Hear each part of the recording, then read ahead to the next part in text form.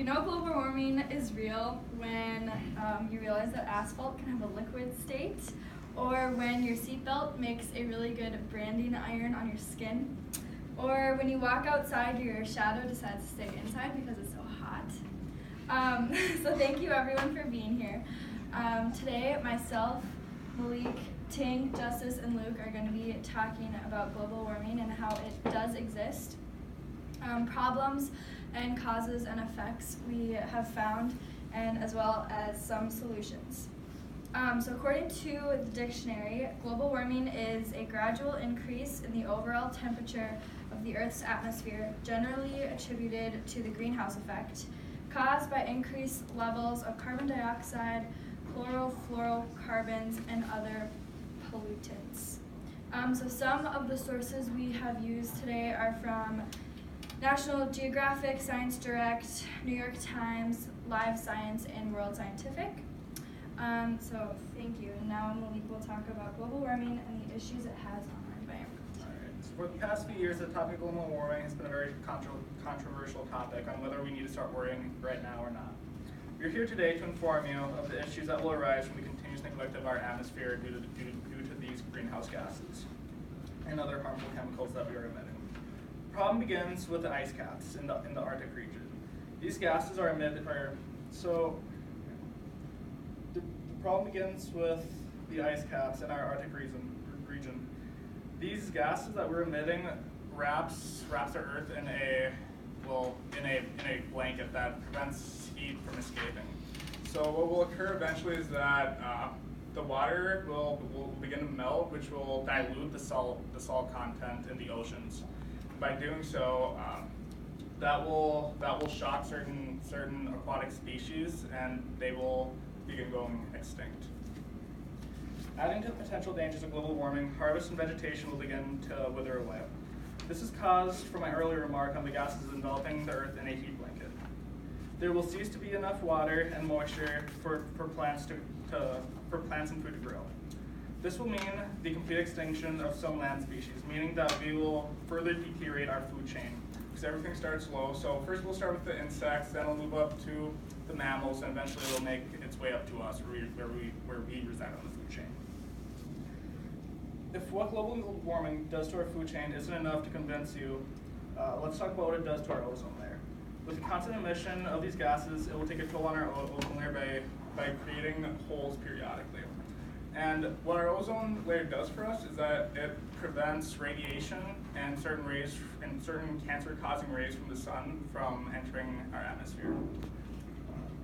To wrap things up, these rays also mutate the very molecules around us, causing deaths of thousands around the globe, and due to the unpredictable weather patterns. Octane. Okay, thank you, Malik. Now I will talk about the cause and the effect of global warming. Dr. Nodell, in his article, "Summer Pollution Causes Global Warming," states the fact that although we have a lot of data and causes support the fact that we have a global warming, we are not sure the real reason is. There are two sides about the cause. One is the greenhouse effect due to the increased burning of fossil fuels, and another one is a natural variation of solar irradiance. However, most researchers support the idea it is because we burn too much greenhouse gases. Some are not necessary. The major greenhouse gases are water vapor, carbon dioxide, methane, and ozone. I have talked about the cause. Now let me introduce the effect. There is a direct relationship between rising temperature and global warming. Global warming threatens people because it brings a lot of changes. Changes include biosphere, environmental, social, and regional. It can affect physiology such as photosynthesis, respiration, plant growth, water use efficiency, tissue composition, metabolic rates, and decomposition. Distribution such as towards pores and upward in elevation. Phenology such as advancing in life cycle events. Overall, it results in changes in spatial interactions such as further shifts in distribution and the extension of some species. It can also cause human health problems because the rising temperature gives bacteria more opportunity to grow, and also it kills people as summer gets hotter and hotter.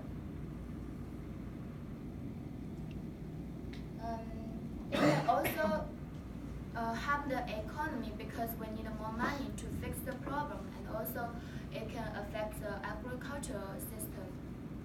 Now that I explained the cause and the effects of global warming, and Justice will offer us some solutions to fix the problem or at least to reduce the problem.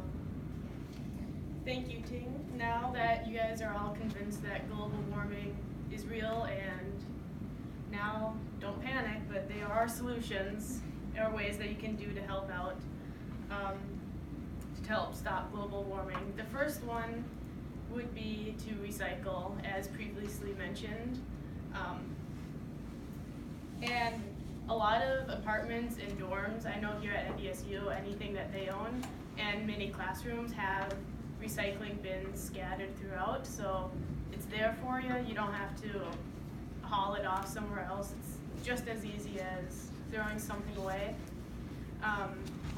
Just remember that you can't recycle everything, so cans, bottles, and boxes are all good to go, but any food, plastics, or any personal hygiene products, just throw that away.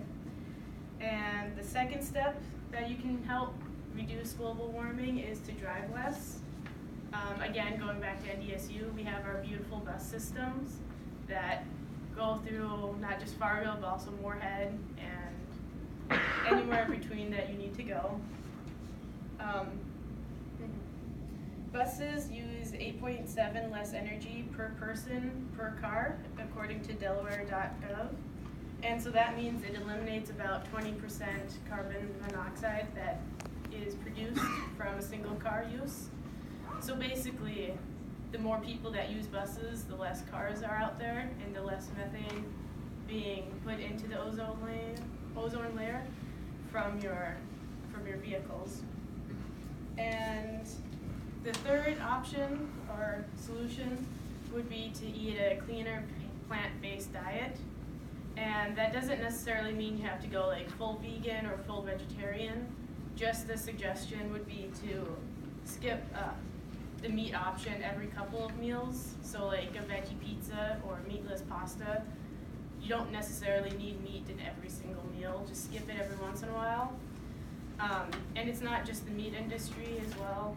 Any factory-based food like sugars and processed super fatty foods, anything factory,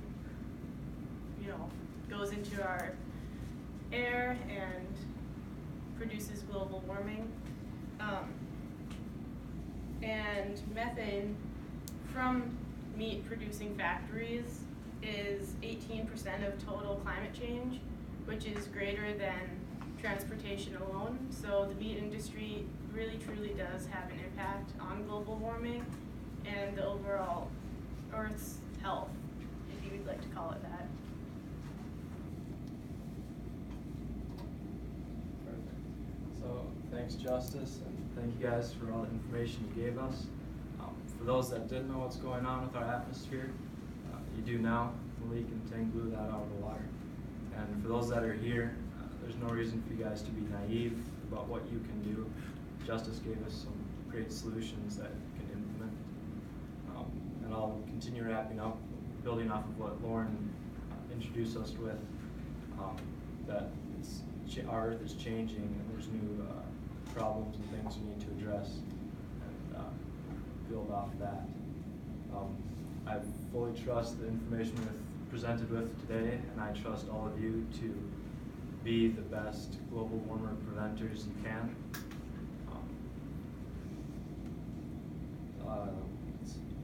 It's our Earth, our choice, and our future, and now more than ever, it's something to consider.